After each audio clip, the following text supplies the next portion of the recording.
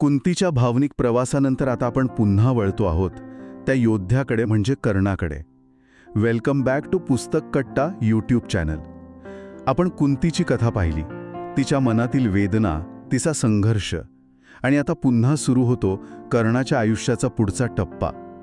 आता कर्णाच्या कथेत अजून 2 महत्त्वाचे भाग पाहणार आहोत.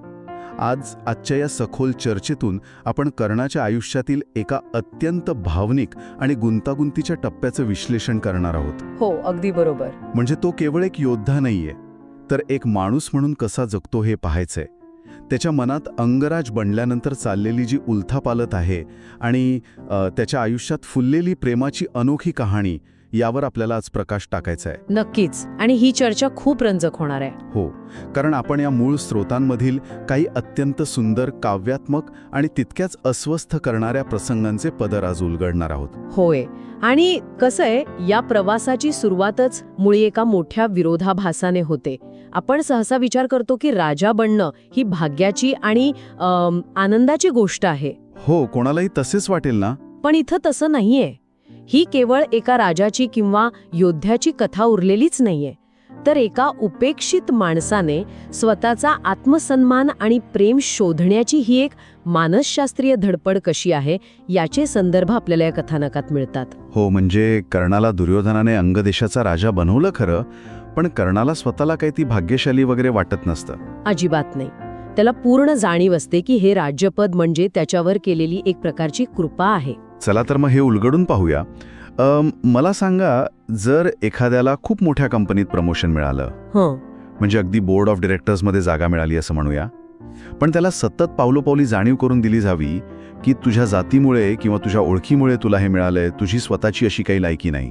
बापरे, हे खूपच अपमानास्पद आहे. हो ना. मग अशा वेळी तो मुकुट काट्यांसारखा कसा टोचतो ते कर्णाच्या या प्रसंगावरून लक्षात येतं. यातली सर्वात रंजक गोष्ट म्हणजे या कथानकात एक अतिशय भेदक शब्द वापरला आहे, अभिषेकयुक्त अधिक्षेप. अभिषेकयुक्त अधिक्षेप म्हणजे अनॉइंटेड इन्सल्ट. अगदी तेच. हा शब्दप्रयोगच अंगावर काटा आणणारा आहे. सभेमध्ये सर्वांनी सारथ्याचा पुत्र म्हणून जी अवहेलना केली आणि त्यानंतर झालेला तो राज्याभिषेक कर्णाला एखाद्या तीक्ष्ण बाणासारखा सतत टोचत असतो. आणि तुम्ही बघा, तो सूतपुत्र या शब्दाचा इतका तिरस्कार का करतो? कारण जेव्हा एखाद्याला स्वतःच्या गुणवत्तेवर एखादं पद मिळतं तेव्हा त्याची मान थाट असते, पण जेव्हा ते कृपा किंवा उपकार म्हणून मिळतं ना, तेव्हा प्रत्येक वेळी त्या सिंहासनावर बसताना कर्णाला दुर्योधनाच्या दयेचे ओझे जाणवते. हो, स्वतःची ताकद नाही जाणवत. बरोबर. या मानसिक छळामुळे कर्णाच्या मनात एक भयानक वादळ निर्माण होतं. तो वास्तवापेक्षा स्वतःला एका शूर योद्ध्याच्या साच्यात पाहतो. हो, तो असा योद्धा आहे जो मरण पत्करेल पण स्वाभिमानाचा मृत्यू कधीच स्वीकारणार नाही. अगदी बरोबर. आणि म्हणूनच त्याला हे हस्तिनापूर सोडून निघून जावंसं वाटतं. अशा ठिकाणी जिथे माणसाचं कुळ विचारलं जात नाही, तर फक्त त्याचं बळ विचारलं जातं. तो दुर्योधनाला तसं स्पष्ट सांगतो सुद्धा की मला चंपानगरीला जाऊ दे, जिथे फक्त माझं कर्तृत्व ओळखलं जाईल. तिथेच तर दुर्योधनाची राजकीय बुद्धिमत्ता कामाला येते ना. दुर्योधन त्याला जाऊ देत नाही. हो, दुर्योधन त्याला थांबवतो. तो कर्णाला जाणीव करून देतो की तुझ्याच जोरावर तर मी पांडवांना तोंड देण्यासाठी खंबीरपणे उभा आहे. आता वरवर पाहता ही अत्यंत घट्ट मैत्री वाटते, पण खोलात जाऊन पाहिलं तर दुर्योधनासाठी कर्ण ही एक राजकीय ढाल आहे. नक्कीच, एक राजकीय आणि सामाजिक ढाल. पण इथे कर्णाची मानसिकता समजून घेणं जास्त महत्वाचं आहे असं मला वाटतं. कर्ण हे सगळं अपमान गिळून हस्तिनापुरात का थांबतो? हो, मलाही हेच नवल वाटतं. एवढा स्वाभिमानी माणूस उपकाराचं राज्य का स्वीकारतो? कारण त्याला त्या उन्मत्त भीमाला आणि त्याला हिणवणाऱ्या संपूर्ण सभेला आपली ताकद दाखवून द्यायची असते. कर्णाचं एक ठाम तत्व असतं, स्वातंत्र्याशिवाय जीवन म्हणजे मूर्तीशिवाय मंदिर. वा, काय वाक्य आहे. स्वातंत्र्याशिवाय जीवन म्हणजे मूर्तीशिवाय मंदिर. होय. आणि हे अंगराजपद त्याला ते स्वातंत्र्य देतं, शस्त्र हाती घेण्याचं आणि क्षत्रियांच्या बरोबरीनं उभं राहण्याचं स्वातंत्र्य. तो स्वतःला समजावतो की अपमान गिळून योग्य वेळेची वाट पाहणं हाच आता एकमेव मार्ग आहे. पण मग असा अपमानित झालेला आणि आतल्यात धुमसणारा माणूस शांतता कुठे शोधतो? तो जातो निसर्गाच्या सानिध्यात. कथेच्या या टप्प्यावर राजवाड्यात राहायला आल्यावरही कर्णाचा एक नियम कधीच मोडत नाही. तो गंगेवर जाऊन पहाटे सूर्यनारायणाला अर्घ देण्याचा नियम. अगदी बरोबर. सोनेरी किरणं, शांत पाणी आणि हा कठोर योद्धा डोळे मिटून सूर्याची उपासना करतोय. हे वर्णनच इतकं जिवंत आहे. हो, असं वाटतं जणू त्या गंगेच्या प्रवाहात तो स्वतःचे सगळे अपमान विसरून जातोय. ती सूर्याची उपासना म्हणजे त्याच्या आयुष्यातील एकमेव निर्भीळ गोष्ट असते. तिथे कोणीही त्याला सूतपुत्र म्हणत नसतं. पण इथेच खरी गंमत आहे. या शांततेला अचानक एक छेद जातो. एक आर्त हाक ऐकू येते, वाचवा वाचवा. हो, गंगेत कोणीतरी बुडत असतं. आणि रोज अत्यंत शिस्तबद्ध असणारा, काही झालं तरी पूजेचा नियम न मोडणारा हा योद्धा क्षणाचाही विचार न करता गंगेच्या पात्रात उडी घेतो. स्वतःचा जीव धोक्यात घालून. हो, जर आपण असं विचार केला की कर्णासारख्या बाहुबली योद्ध्याला प्रेमाच्या प्रवाहात ओढण्यासाठी खऱ्या नदीच्या प्रवाहाचीच गरज होती. हे खूप छान निरीक्षण आहे तुमचं. आणि जर आपण याचा मोठ्या चित्राशी संबंध जोडला तर आपल्याला कर्णाच्या खऱ्या धर्माची ओळख होते. म्हणजे कसा? जीवनाच्या अंतापर्यंत आपली श्रद्धा जपणारा कर्ण मृत्यूच्या दारात उभ्या असलेल्या एका अनोळखी जीवाला जेव्हा वाचवतो ना, तेव्हा तो खऱ्या अर्थाने धर्म पाळत असतो. नियम मोडून माणुसकी जपणं. हो, हा प्रसंग कर्णाच्या त्या कठोर कवचाखाली दडलेल्या एका अत्यंत संवेदनशील आणि हळव्या माणसाचं दर्शन घडवतो. आणि जेव्हा तो त्या स्त्रीला बाहेर काढतो तेव्हा कथेला एक अनपेक्षित वळण मिळतं. कारण ती स्त्री दुसरी कोणी नसून सत्यसेनेची बहीण वृषाली असते. आता आपल्या माहितीसाठी सत्यसेन हा दुर्योधनाच्या जवळच्या गोटातील एक महत्वाचा भाग असतो. म्हणजे ही केवळ एक साधी भेट नसते. नाही, अजिबात नाही. हस्तिनापूरच्या राजकीय वर्तुळातील एका व्यक्तीशी कर्णाचा आलेला हा थेट संबंध असतो. ती बेशुद्ध असते. तिचे ओले केस सावरताना कर्णाच्या मनात खूप भावनिक विचार येतात. तो तिला घाटावर ठेवतो आणि अंगावरचं वस्त्र म्हणजे उत्तरीय आणायला वळतो. तितक्यात ती शुद्धीवर येते. आजूबाजूला कोणीच नाही, आपण एका परपुरुषासोबत आहोत हे पाहून ती बावरून जाते. आणि त्या घाबरलेल्या अवस्थेत चुकून कर्णाचेच ते उत्तरीय स्वतःभोवती लपेटून तिथून पळून जाते. हो, आणि परतीच्या वाटेवर त्याला पितामह भीष्म पाहतात. कर्णाच्या अंगावर फक्त एक ओलं वस्त्र. बापरे. मग ते विचारतात ना की आज अजूनही तू पात्राबाहेर कसा? हो, आता कर्ण त्यांना काय उत्तर देणार? पण या एका छोट्याशा प्रसंगामुळे कर्णाच्या मानसिकतेत मात्र एक प्रचंड मोठी उलथापालथ सुरू होते. तो विचलित होतो. हो, जो कर्ण फक्त सूड आणि अपमानाचा विचार करत होता त्याला आता सूर्याकडे पाहिला तरी वृषालीचा चेहरा दिसू लागतो. अरेच्छा. आणि म्हणूनच तो एक युक्ती शोधतो. तो मुद्दाम आपलं उत्तरीय गंगेवर विसरू लागतो जेणेकरून त्याचा लहान भाऊ शोण ते आणायला जाईल. अच्छा, म्हणजे स्वतःला गंगेवर जाण्यापासून आणि वृषालीच्या आठवणींपासून दूर ठेवता येईल. बरोबर. पण त्याला हे कुठे माहीत असतं की राजकारणाचे फासे त्याच्या नकळत वेगळ्याच दिशेने पडत आहेत. हो, अचानक एके दिवशीच त्याचे वडील अधिरथ त्याला बोलावून घेतात आणि थेट लग्न करण्याची आज्ञा देतात. कर्ण अर्थातच टाळण्याचा प्रयत्न करतो, पण वडिलांचा शब्द मोडू शकत नाही. आणि जेव्हा अधिरथ सांगतात की मुलगी हस्तिनापुरातलीच सत्यसेनाची बहीण वृषाली आहे, तेव्हा कर्णाला खूप मोठा धक्का बसतो.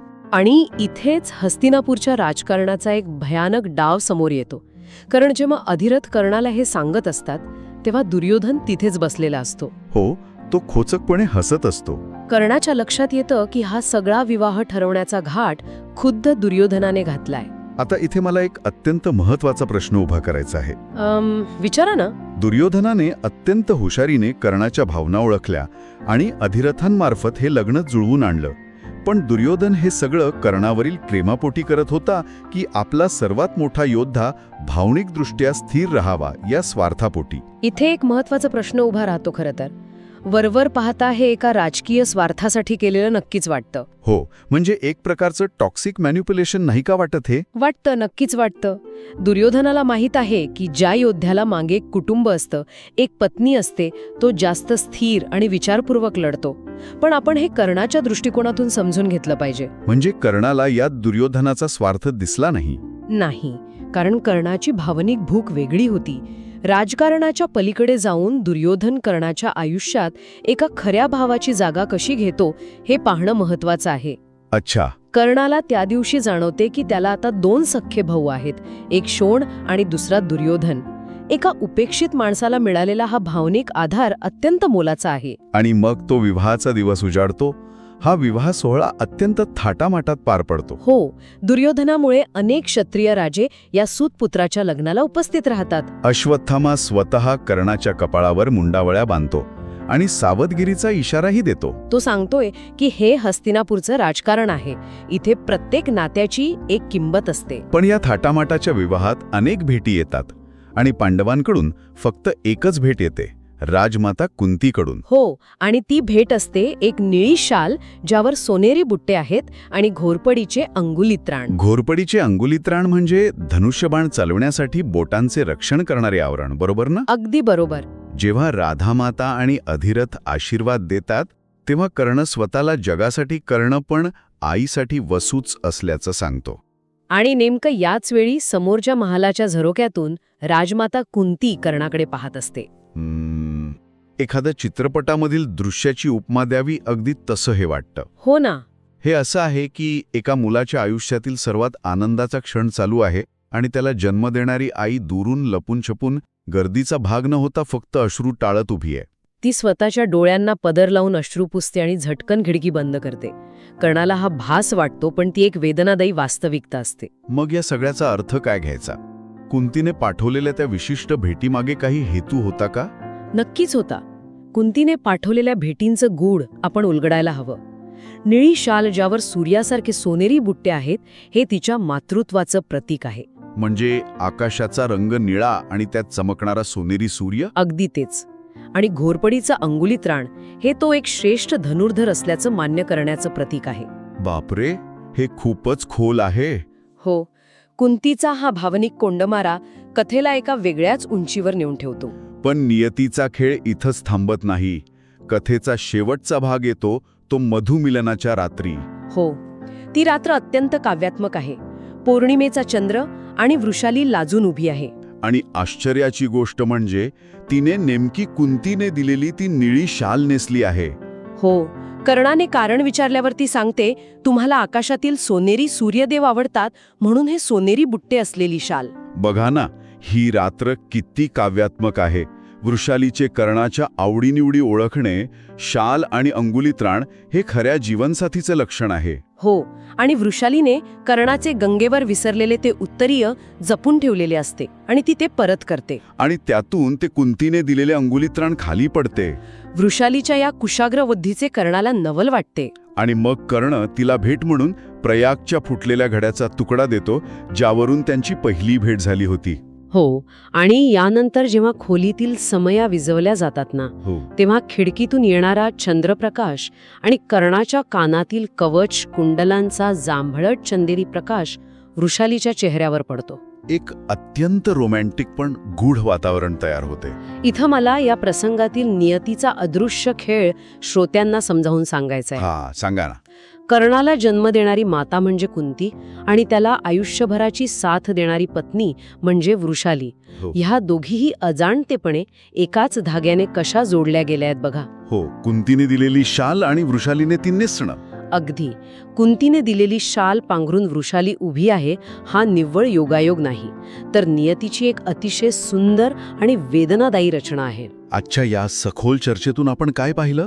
अंगराजपदाचं ओझे वाहणारा एक उपेक्षित योद्धा, गंगेचा प्रवाहात सापडलेलं एक निरागस प्रेम, दुर्योधनाची अनपेक्षित पण खरी मैत्री आणि या सर्वांवर सावलीसारखी पडलेली कुंतीची मूक वेदना. हो, आणि मला वाटतं आपण सगळ्यांनी विचार करायला हवा की आपल्याही आयुष्यात कधीकधी नियती असेच योगायोग जुळवून आणते का? अगदी खरंय.